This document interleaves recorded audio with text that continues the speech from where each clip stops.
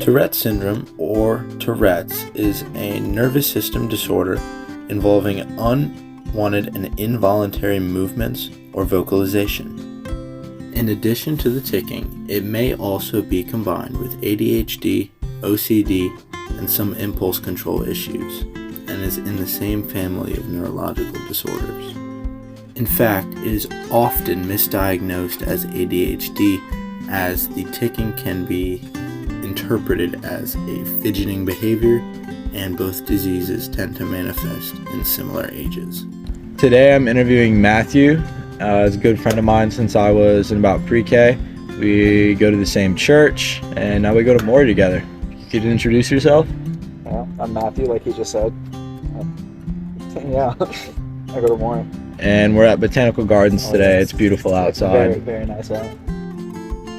Matthew and I are very close friends. We grew up around each other in the same church. We've done a lot of the same activities. And for this reason, I felt comfortable asking him to be my interviewee for this project. And he felt comfortable being interviewed, and I'm very grateful for that. So when did you find out that you had Tourette's? See, like, I always did little weird things that I couldn't control. It was just involuntary emotions that it would feel like there was a kind of an itch that needed to scratch, and it would just kind of happen. For since I was probably 4th grade, something like that. And then my sister went to the doctor, and they drove her to the decision to get tested, and we had the same stuff, almost verbatim happening. So your sister has Tourette's also? Yeah, my sister. Okay. Does your mom have Tourette's? Okay. She's fine. But no, so I just went and got the same test done as her. So you didn't have any symptoms before 4th grade? I mean, every now and then, but nothing to be oh, that's weird. Got it. But thinking back on it, it's more it was it just kind of was a slow build up to the point of where it was oh, this is probably a problem. I see. So did you think it was anything else before you got tested for Tourette's? I mean, ADHD was the main thing that I thought it was. Okay.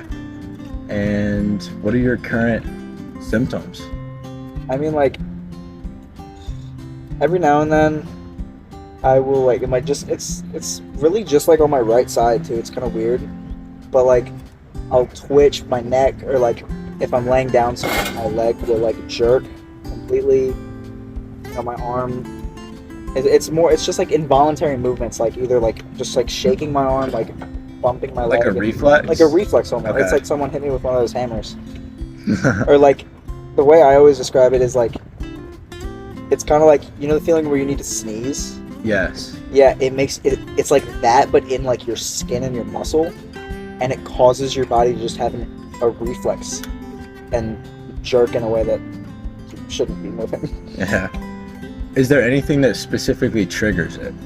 It makes it happen more than normal? Extreme temperatures, a lot. Extreme temperatures, a lot of the time. Really cold, it'll happen a lot. If I'm in maybe 40 something degrees. Okay. I don't know. But yeah, if I'm really cold, or situations where I feel the spotlight's on me, anxiety inducing situations, it'll happen. It's not an often thing, it just kind of happens. But yeah, I mean, it's more just anxiety can build into an attack to where it's over and over and over again for several minutes, or even longer. I mean, I had one time where it was 15 minutes straight of just twitching and moving. But yeah, that's really all that does it. And has this affected your daily life much? No, other than my friends cracking jokes at me now. Yeah. I'm fine. Even though we're such good friends, this interview was more difficult than I anticipated. Not because it was a meaningful conversation, we've had conversations about this before, but because it was in a more formal setting, like a question and answer and being recorded. And this honestly provided me a lot of perspective on how a patient or doctor interaction would go. This interview showed me an entirely new style of talking to people. And even though I can have meaningful conversations with adults, kids in formal and informal settings, this was an entirely new experience for me, and I'm grateful to have had it. And have you noticed that it gets like better or worse or kind of stayed the same over time? It's kind of like a plateau. It goes up and then it stays one way for a while, and then it'll go up, stay. You know, it's like Okay. it kind of fluctuates. It's fluctuated a lot until like this point in time, but a lot of it has been just a growing of it gets here, it stays this way. It gets here, it stays this way. And has it only gone up or has it come down? It's really just only gone up. I've only noticed it more and more. Okay. Are there any additional symptoms other than the ticking? Yeah, there's this. I can't remember the exact word.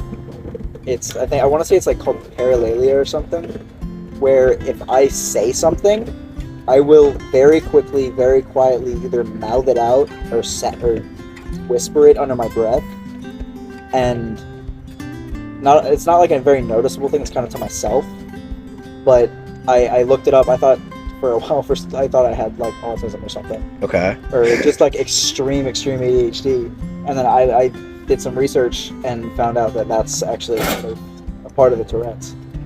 So yeah, that's really it. And does that happen as frequent as the tics or more? Way less. Okay. Like, it'll happen. There's nothing like triggers it. It just kind of like happens at random, but it's not Got like it. often at all. It's maybe like once every few days or so. Okay. Does your doctor let you know of any long-term prognosis for Tourette's? Anything that you should be aware of? Just it getting worse. Really. Just management? Management. Yeah. Okay. Matthew's most common tic is a shoulder shrug on the right side, which is considered a simple tic. But this paralalia he's describing is a complex vocal tic, which is of a more severe variety. Does letting people know about your disease bother you at all? No, I mean my friends are gonna find out no matter what, because there's been many occasions where I've just been a passenger in a car with my friends and I have full on slammed my head into a window, or I've been sitting somewhere and I've thrown my hat across the room. So like if I don't say something, it'll introduce itself sooner or later.